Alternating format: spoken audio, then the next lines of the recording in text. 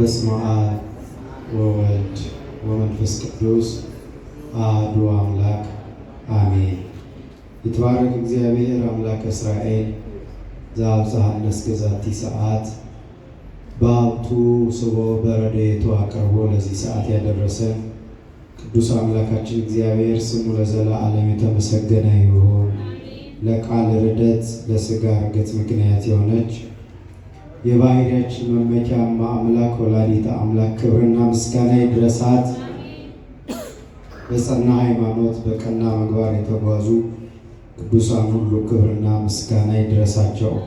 ለእናንተም እንዲገባችሁ ክቡር አባታችን ሊቀ ኅሩያን ምክረ ሥላሴ የዚህ ታላቅ ቤተ ክርስቲያን ስብከተ ወንጌል ክፍል ምክትል ኃላፊ፣ ክቡር አባታችን ክቡራን አበው መነኮሳት፣ ወንድማችን ዘማሪ ዲያቆን ዘውዱ፣ ወንድሞች፣ እህቶች፣ እናቶች፣ አባቶች ሁላችሁም በዚህ የምሕረት አደባባይ የተሰበሰባችሁ የእግዚአብሔር ቤተሰቦች በአምላካችን ፍጹም ሰላም እንደምን ሰነበታችሁ?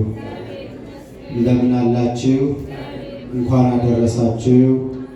አምላካችን በምሕረቱ ብዛት ጠብቆ ከመዓቱ ሰውሮ ይቅርታውን አብዝቶልን በዚህ ቅዱስ ስፍራ ሰብስቦ መዝሙር እንድንዘምር ቃለ ወንጌል እንድንሰማ እንድንናገር ስለፈቀደልን ቁጥር ስፍር ስለሌለው ቸርነቱ ስሙ ለዘለዓለም የተመሰገነ ይሁን።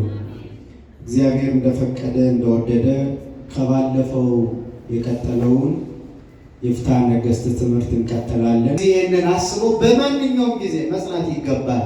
ሁልጊዜ ለዚህ እኮ ነው ትዳራችሁ የአብርሃምና የሳራ ይሁንላችሁ ትላለች አይደል ቤተክርስቲያን ስትመርቅ። አንዱ እኮ ይሄ ነው። ያለ ልጅ ያልነበራቸው ጊዜ ነበረ። ያው በጣም የሚገርም 90 ዓመት ሙሉ ሳራ አትወልድም ነበረ። አሁን ከዚያ በኋላ እንኳን እኛ ብንሆን አይደለም 90 ዓመት በቃ 30ዎቹ 40ዎቹ ካለፈች በቃ ተስፋ ቆርጠናል። ከዚያ በኋላ ጠብ ክርክር ይጀመራል። እሷ የምትፈጥር ነው የሚመስለው አንዳንዱ ሰው፣ ሴቷ ልጅ የምትፈጥር ይመስለዋል። እና በዚህ ምክንያት እኮ ጠብ አይገባም። ለምን? ልጅ የሚሰጥ ማን ስለሆነ? አብርሃም 90 ዓመት ሙሉ ታገሳት ሳራ በሃይማኖት። አይገርማችሁ?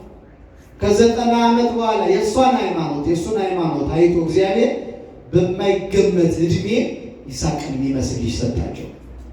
ስለዚህ በዚህም ጸንተዋል፣ በረሃብም ጸንተዋል። ጌታዬ ትለው ነበር ሁልጊዜ ሳራ። ምን? እስኪ እናቶችና እህቶች እስኪ ጌታዬ በሉ እስኪ። የሆነ ቅር ያላችሁ ነው የምትመስሉ። ጌታዬ ማለት ይከብዳል። ሁሌ ትለው ነበር ሳራ፣ አልተጎዳችም። ይኸው ዛሬ ድረስ አብነታችን ናት። ነቢዩ ኢሳይያስ እንዳለው ርኢክሙ ለአብርሃም አቡክሙ ወለሳራሂ እንተ ሐመት ብክሙ፣ ምዕራፍ 51 ላይ አባታችሁ አብርሃምን ተመልከቱት፣ እናታችሁ የወለደቻችሁን ሳራን ተመልከቱ። ባሎቻችሁን ካከበራችሁ የሳራ ልጆች ናችሁ ይላል ቅዱስ ጳውሎስ። የማን ልጆች ናችሁ? እሱ አብርሃምን ጌታዬ ትለው ነበረ። ሚስቶቻችሁን ከወደዳችሁ ባሎች የአብርሃም ልጆች ናችሁ፣ እናንተ አባታችሁ ይባላል አብርሃም ብሎ ይናገራል ማለት ነው። ምንም አልተጎዱ። ይህም በጊዜው ጊዜ የምንመጣበት ሆኖ በዚህ ጸንተው እንዲኖሩ በመከራም በደስታም ጊዜ ከዚያ ደግሞ ሲኖሩ ባልን ሚስትንም እንዲያጸናቸው እግዚአብሔር ቅዱሳት መጻሕፍትን ከማንበብና ከመመልከት አያቆሙ። አሁን በስንቶቻቸው የትዳር ሕይወት ውስጥ መጽሐፍ ቅዱስ ይነበባል? ምንድነው የምናደርገው? ማታ ስንተኛ ስንነሳ እንደው መጽሐፍ ቅዱስ ተነቦበት የሚያውቅ ቤት በጣም መታደል ነው። ይሄን ብናደርግ ለምን? የምናነበው ቃለ እግዚአብሔር በቤታችን ውስጥ ትልቅ ረድኤት ያመጣል። ከፈተና የሚጠብቅ ረቂቅ ረዳት ይመጣል። ይህን እንዳትጠራጠሩ። እኛ ቤት ግን ስልጣኔ ያደርገነው ቀኑን ሙሉ ሌሊቱን ሙሉ እንቅልፋችን እስኪመጣ ድረስ ሁሉም ስልኩን ይዞ ነው። እንግዲህ ስልኩ ረድኤት ያመጣ እንደሆነ እናያለን። እናንተም እንደምታውቁት እኔም እንደተረዳሁት ግን ላለፉት በርካታ ዘመናት ስልክ ይዘን ማታ ጠዋትም ቢሆን ቅዱሳት መጻሕፍትን ከመመልከትና ከማንበብ ወጥተን አየነው። ምንም ያተረፈ ነው። የዓይናችን ብርሃን ከማደብዘዝ ውጭ በውስጣችን ግን ረድኤት ረቂቅ የመንፈስ ቅዱስ ስጦታ ግን አላመጣም። ስለዚህ የማስበን ከመንፈሳዊ ነገራችን የሚበልጥ ነገር የለም ብለን ከእንደዚህ አይነት ሱስና ጾር መላቀቅ ይኖርብናል። በጣም ስለሚጎዳን እና በማስተዋል ቅዱሳት መጻሕፍትን ይመልከት፣ ምስጢሩንም ያስተውለው። ባል ማለት ለሚስት ያንብብላት፣ ካለው ከገንዘቡ ፈጥኖ ይስጥ፣ ቸልተኛ አይሁን፣ አገልጋዮቹንም አይናቅ፣ አያቃል። እንደ ልጆቹ እያቸው እንጂ በታናሽ ሰጥቶ በታላቅ በመቀበል የጸና አይሁን። ቤት ውስጥ የሚያገለግሉትን ልጆች በተለምዶ ሰራተኞች የምንላቸው እንደ ልጆቹ እያቸው። እንደምኖቹ እንደ ልጆቹ ከእግዚአብሔር የተሰጡት ናቸው። ወደ እሱ ቤት ስትመጣ አንዲት ሴት ወይም አንድ ወንድ እግዚአብሔር ያንን ልጅ እንድንጠብቀው አደራ ነው የላከው። አደራ የኛ አደራ ነው። አልወለድናቸው ይሆናል፣ ግን ወደኛ በምክንያት መጥተዋል። በእኛ ምክንያት እግዚአብሔርን ሊያውቁ ይገባል፣ ቤተክርስቲያንን ሊያውቁ ይገባል። እንደ ልጆቹ አድርጎ ማሰብ አለበት። የሚያሰራቸውን ሰራተኞች እንደ ሌላ እንደ ቁስ እንደ ዕቃ ማድረግ የለበትም አንድ ክርስቲያን። አሁን አንዱ የኛ ክርስትና በጣም ጥያቄ ውስጥ ካስገባው አንዱ ለቀጠርናቸው ሰራተኞች ያለ ቦታ አንዳንድ ቦታ የሰራተኞቹንም እንመጣበታለን። በዚህ ግን በጣም ከባድ ነው። እነሱም የወለዳቸው ሰው አለ፣ በዚያ ላይ ደግሞ የፈጠራቸው አለ። በዚያ ላይ እኛ ክርስቲያኖች ነን፣ ስለ ሁሉ የተሰቀለውን አምላክ እናመልካለን ነው የምንለው። ግን በጣም ብዙ የሚያመናጭቁ የሚሳደቡ ብዙ ነገር የሚያደርሱ ደግሞ ክርስቲያኖች አሉ። ይሄ ተገቢ አይደለም። እግዚአብሔር ያያል። ማን ያያል? እግዚአብሔር ነው። ማንም ላይቀጣን ላንጎዳ እንችላለን፣ ግን የእነዚህ አምላክ ያየኛል ብሎ በዚያ ላይ ደግሞ እነዚህ ክርስትና የገባቸው የቀድሞ እናቶች በእኔስ ቢደርስብኝ ምን አውቃለሁ ብለው እግዚአብሔርን ፈርተው የእኔ ልጆች ነገ ሌላ ቦታ ሲሄዱ ምን መከራ እንደሚደርስባቸው አላውቅም ብለው የማንኛውንም ልጅ አክብረው እንደ ልጃቸው ያሳደጉ ደጋግ እናቶች አሉ። ክርስትና ማለት ይሄ ነው። በማንኛውም ጊዜ ሁኔታ ውስጥ ፈርቶ እግዚአብሔርን መኖር፣ ስለ እግዚአብሔር ብሎ ያን ሰው የሚንከባከበው የሚያከብረው ስለማን ብሎ? ስለ እግዚአብሔር ብሎ፣ ስለሌላ አይደለም። እንደዚህ አድርገው ሰራተኞቹን ሊይዛቸው ይገባል።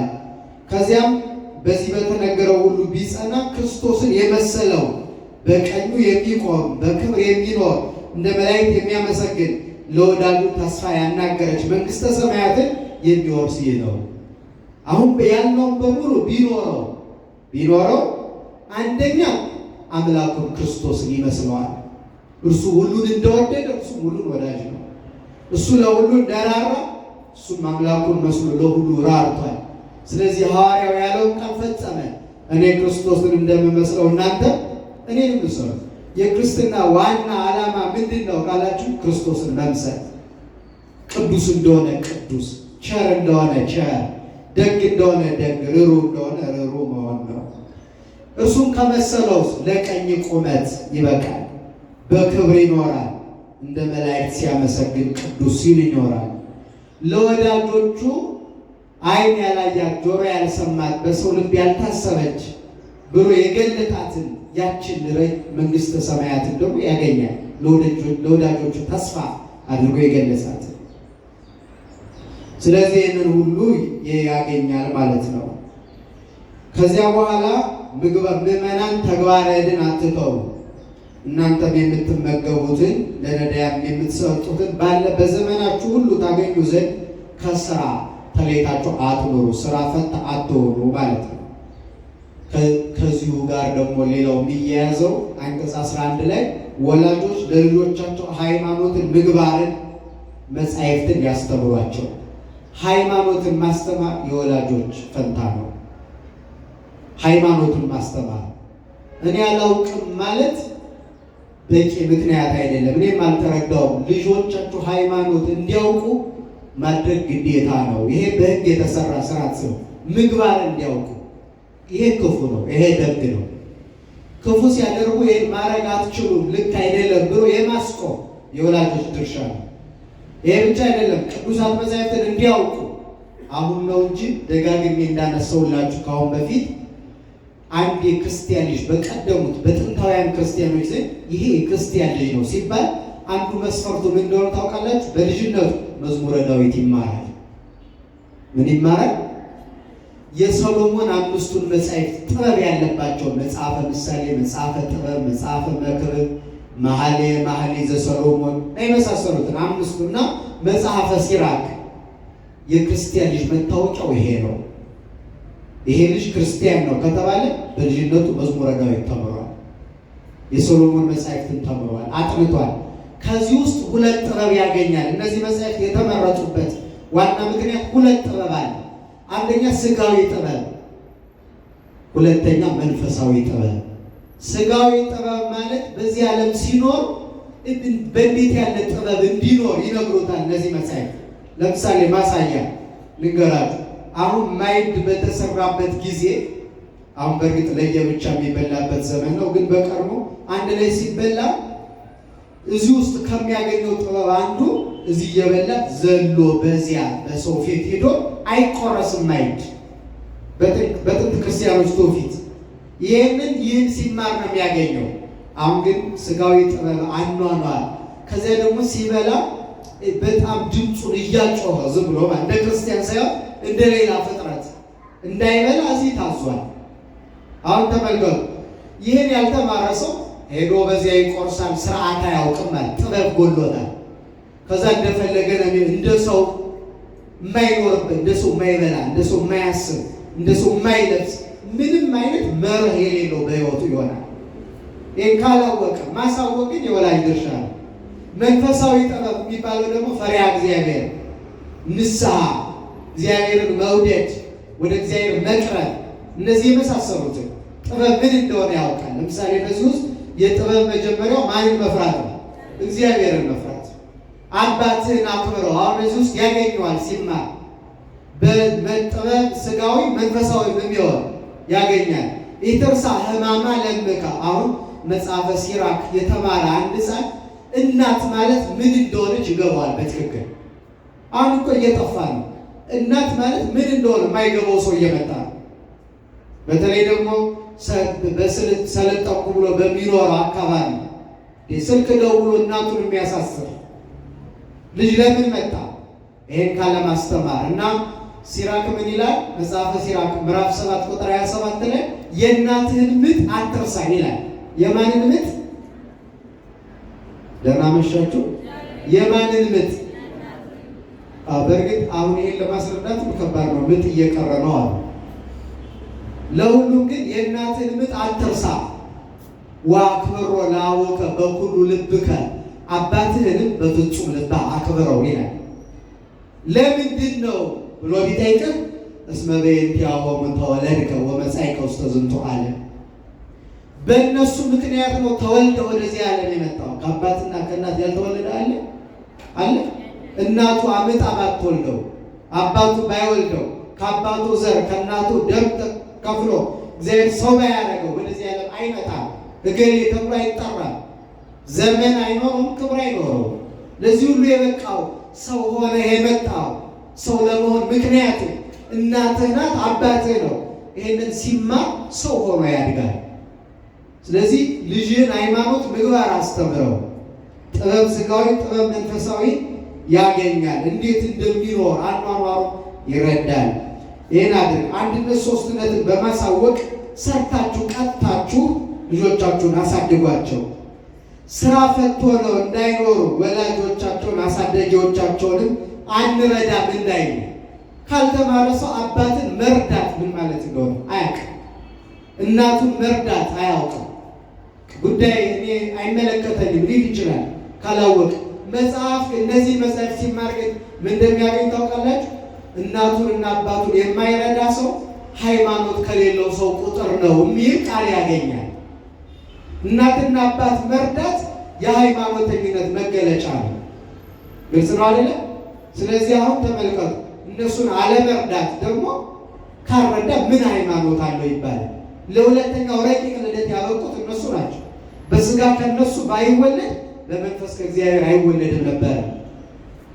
ይህን ሲማር ነው የሚያገኘው። ስለዚህ ልጆቻችሁን ቀጥታችሁ ሃይማኖት አሳውቃችሁ አሳድጓቸው፣ ክፉ እንዳይሆኑ። እነሱን ለመቅጣትና ለማስተማር አትፍሩ። ልጅ በቅጣት በምክር አይሞትም፣ በስንፍና ግን ይሞትባችኋል ይላል። ልጅ አሁን በምክር ይሞታል። ይህን አታድርግ፣ ይህን አድርግ በሚለው ልጅ አይሞትም። ምንም ሳያውቅ ስራ ሳይለምድ ስራ ሳትለምድ እናትን መርዳት አባትን መርዳት ሳታስለምዱ፣ በተለይ በዚህ ዘመን በትምህርቱ ብቻ ጎበዝ ይሁን ብላችሁ ከብዙ ነገር ለይታችሁ አሳደጋችሁ። ከዛ ሲያድግ ምንም ነገር የማያውቅ ከዚያች ዓላማ ውጭ ሰው ሁለገብ ሆኖ ነው ማደግ ያለበት። ሃይማኖቱን የሚያውቅ አንዳንድ ወላጆች በጣም ሲከፋ ከቁርባን ከቤተ ክርስቲያን ከቅዳሴ እንኳን ለይተው ትምህርትን ብቻ የሚሉ ወላጆች ተፈጥረዋል። ይሄ ሰው መጨረሻ እናቱ ሴቷ እናቷ ምን ስትሰራ እንደኖረች አታውቅም፣ ንጹሕ ናት። ከዚያች ከትምህርት ውጭ የምታውቀው ነገር የለም። ሴትነት ምንድን ነው? እናትነት ምንድን ነው? መስፋት መፍተል የሚባለው ቀድሞ ቀርቷል። ሌሎቹ ነገሮች እንኳን የምታውቅበት ምንም እድል የላትም። ወንዱም እንደዚሁ የመጨረሻ መላ ዘመናቸውን እጃቸውን አጣጥፎ ምግብ ሲቀርብ ብቻ ነው የሚበሉት። ምን ያህል ሰው እየገደልን እንደሆነ አያችሁ። ሰነፍ ሰው የመጨረሻው ሰው ተጎዳ የሚባለው ሰነፍ ከሆነ ነው። ሰነፍ ሰው ሊጸድቅም እኮ አይችልም። መቼ ተነስቶ ነው የሚጸልይ? መቼ ሰግዶ፣ መቼ ጾሞ፣ መቼ ጸልዮ፣ መቼ ቆርቦ? ክርስትና እኮ ለሰነፎች አይሆንም። በዚያ ላይ ነቢዩ ዳዊት ሰነፍ በልቡ እግዚአብሔር የለም ይላል። ሰነፍ መጨረሻ ላይ ፈተናዎችን መቋቋም ሲያቀተው አይ እግዚአብሔር ቢኖር ኖሮማ እንዴት እንደዚህ ያለ መከራ ያመጣብኛል ማለት ነው ይጀምራል። የእግዚአብሔር ሕልውና ይጠራጠራል በሱ ስንፍና ምክንያት። አብዛኛው ነገር የቀረብን በስንፍናችን እንጂ እግዚአብሔር ጸጋውን ከመስጠት አቋርጦ አያውቅም። እና ልጅን ሰነፍ አድርጎ ማሳደግ የበደል ነው። የሥጋዊውን ጥበብ መንፈሳዊ እያወቁ እንዲያድጉ ማድረግ አለብን። ሁለገብ ሆነው እንዲያድጉ ማለት ነው። ይሄንን አባቶቻችን የሰሩልን ስርዓት ነው በዚህ ውስጥ ማለት ነው። ሌላኛው ከዚሁ ጋር ተያይዞ ያሳፍርህ ዘንድ ልጅን ምከረው እንዳለ ሰሎሞን፣ ያሳረፍህ ዘንድ ልጅን ምከረው እንዳለ ሰሎሞን፣ በእረፍት አታኑረው ልጅ እንዳይሞትብህ። አሁን ዝም ብለህ ምንም ነገር ሳታዘው ምንም ሳይሰራ ዝም ብሎ ካልጋ ወረደ፣ በላ ጠጣ፣ ትምህርት ቤት ሄደ፣ ከዚያ መጣ አልጋ ላይ ነው፣ ከዛ በላ ጠጣ ሄደ፣ እንደዚህ አርክ አሳድግና ትምህርት አስጨረስከው። ከዚያስ ምንድነው የሚሆነው?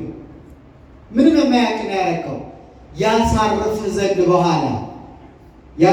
ዘንድ በኋላ ልጅን ምከረው፣ ማድረግ ያለበትን እንዳይረሳው በልጅነቱ ንገረው። ካደገ በኋላ ላይረዳውና ላይዘው ይችላል። በተለይ እስከ 7 ዓመቱ ድረስ ሰርተህ ቀጥታ አሳድገው፣ ክፉና በጎ እንዲለይ ያደርገው፣ እንድታርፍ እንዲያሳርፍ። ካለዛ ግን በኋላ እስከ ሞት ድረስ አንተ ትደክማለህ፣ ልጁ በቁሙ የሞተ ይሆናል። ልጅ እንደዚህ ይሆንብሃል። እንዳይሆንብህ ይህንን አድርግ። ስለዚህ ይህን ባለማድረግ ምክንያት ነገ ትንሽ ረፍት ሲያገኝ ወይም ደግሞ በተማረው ዘርፍ እንኳን ስራ ሲያገኝ ቢቀር በስንፍና ስለተያዘብህ እዚህ ከሚደብረኝ ብሎ መጠጥ ቤት ይሄድብሃል። ከዚያሳ መጠጥ ቤት ከሄደ በኋላ መስከር ይመጣል። ገንዘብ ስለሌለው ለሚጠጣበት ደግሞ ወይ አንተን ይሰርቃል ወይ ሌላውን ሰው ይሰርቀዋል። ስለዚህ ልጅህን ገደልከው አልገደልከው ብሎ ይጠይቁናል አባቶቻችን። ምን አደረግከው? ተቆጣጠሯቸው። ወላጆች ቸል ብለዋቸው ሕፃናት ቢበድሉ ወላጆችን በሕፃናቱ በደል ከፈጣሪ ዘንድ ይጠየቁበታል። ፍትሐ ነገሥት አንቀጽ 11 በቸልታ ዝም ብለን እዚህም ሲመጡ ራሱ መንገር ይገባል። አሁን ምን ማድረግ እንዳለባቸው ይሄ ይሆናል ያ ይሆናል፣ ሕፃናቱንም ጭምር ማለት ነው። ወላጆቻቸው ባለመንገራቸው ምክንያት መልአክ ወርዶ የቀሰፋቸው የአንድ ቤተክርስቲያን ሕፃናት ነበሩ።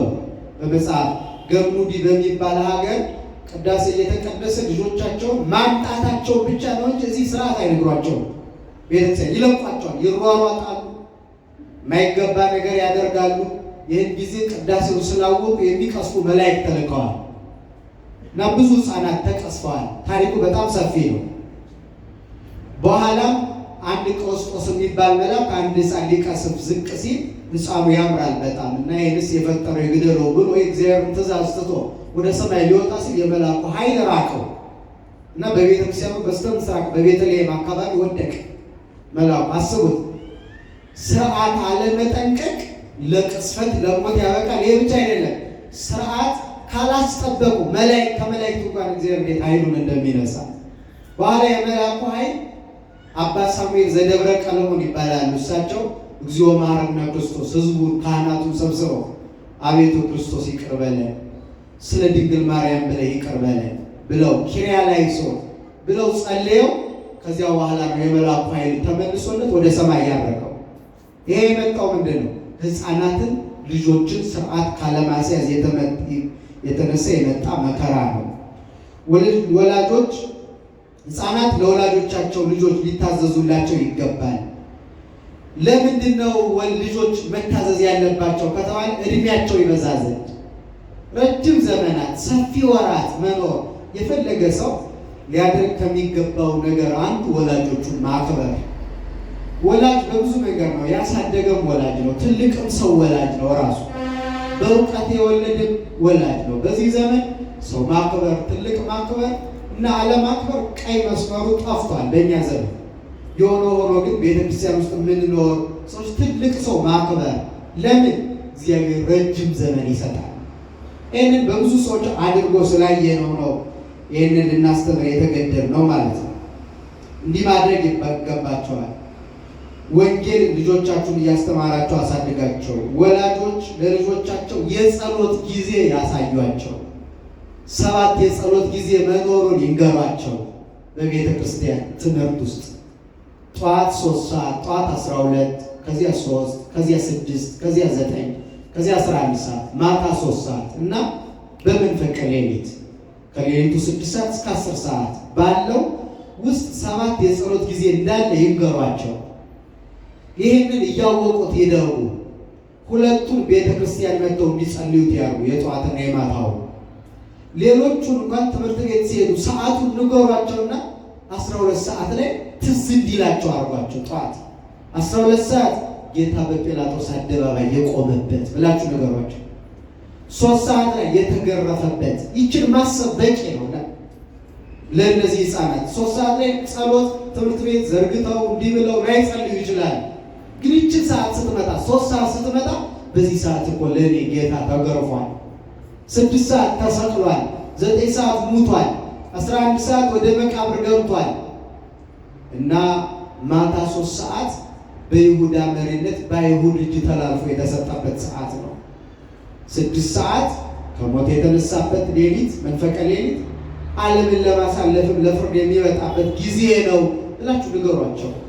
አይጎዱም ይሄንን በማወቃቸው ምክንያት ብለው ሰለስቱ ምዕት ይሄንን ይመክሩናል፣ ያስተምሩናል። እናትና አባትህንም ማክበር ስለ ልጆች የተነገረ ነው። የመገኛ ምክንያት እነሱ ናቸው።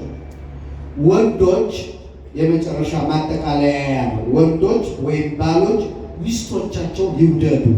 ይሄ ቅዱስ ጳውሎስም ተናግሮታል፣ ሐዋርያትም ተናግረውታል። ከዚያ ደግሞ ስርዓት ራሱ በፍትሐ ነገሥት ተሰርቶለታል። ባሎች ሚስቶቻቸው ይውደዱ፣ ሴቶችም ለባሎቻቸው መታዘዝ ይገባቸዋል። ምን ማለት? እስኪ ንገሩ፣ ምን ማለት? በአንድ ድምፅ ንገሩ። አሁን አንዲትን ክርስቲያናዊት ሴት ለባሏ ብትታዘዝ፣ ባሏን ብትፈራው፣ ብታፍረው ይጎዳታል? አይጎዳትም? አልሰማችሁኝም? አይጎዳትም ማለት አሁን እንደዚህ ሲባል ትሰማላችሁ። ባል የሚስት ራስ ነው ሲል በመጽሐፍ ቅዱስ ሰምታችሁ ታውቃላችሁ አይደል? በጣም ብዙ ሴቶች ይከፋቸዋል። እንዴት እኩል ነን እንጂ ይሏል። እኩልነት ለምን? እሱም ሰው እኔም ሰው።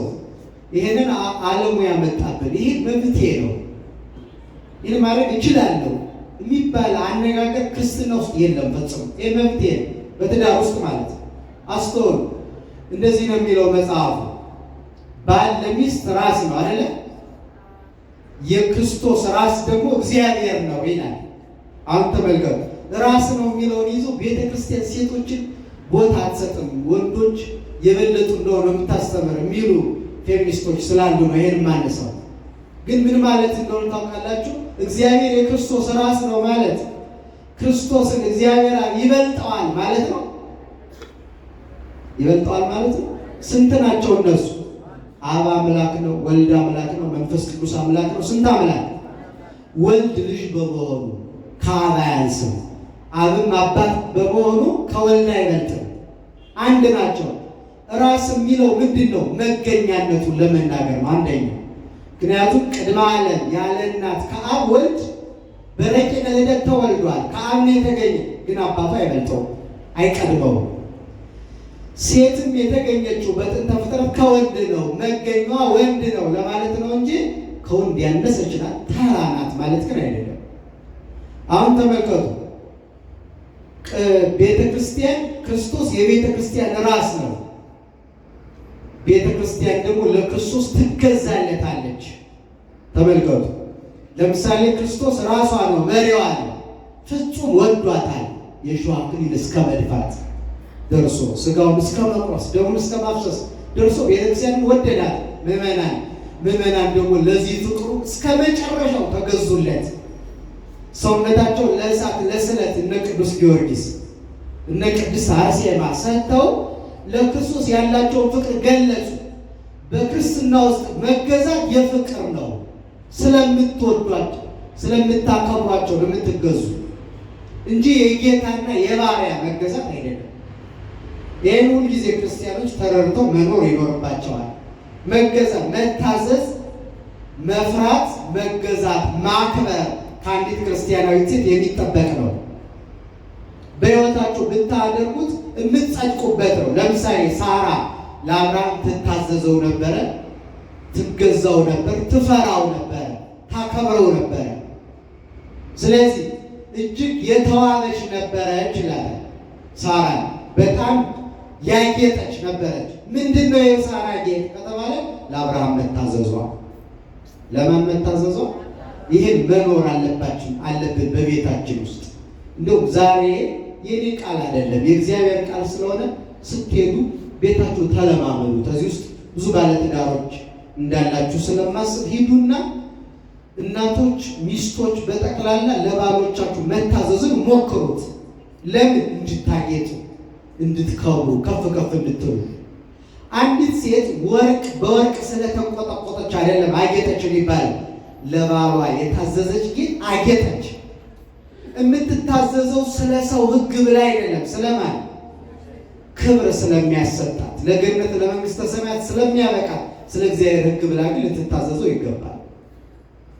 ሰማዕታት አሁን እንዴት ነው የታዘዙት ለክርስቶስ?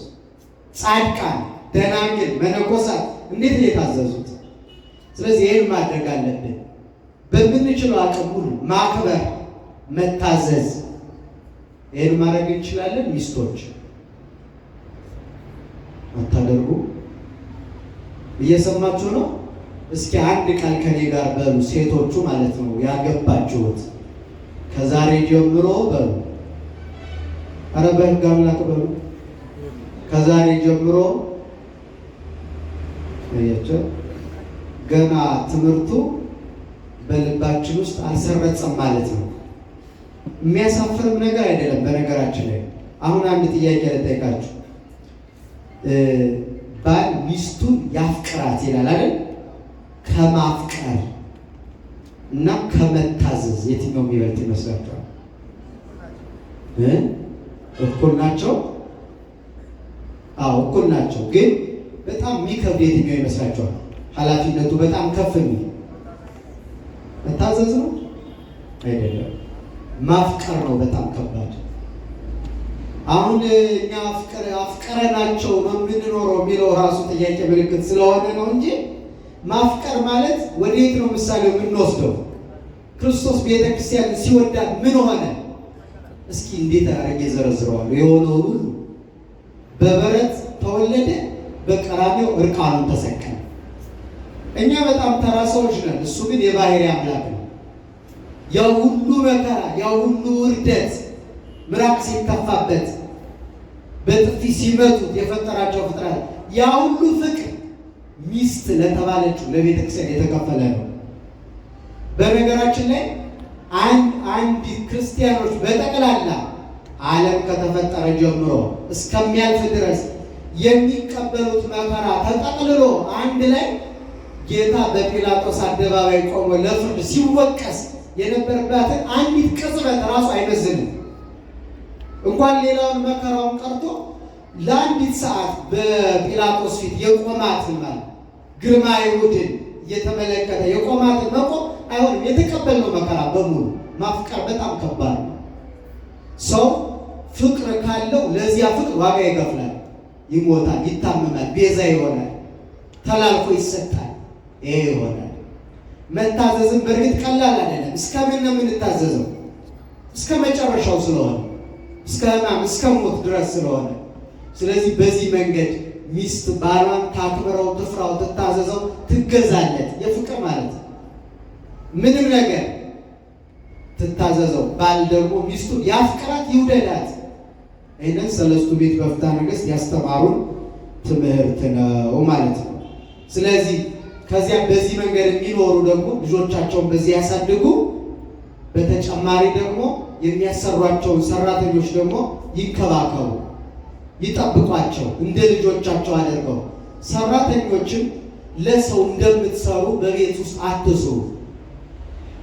በእውነት ብትደክሙ ድካማችሁን ቆጥሮ እግዚአብሔር ለክብር ያበቃችኋል።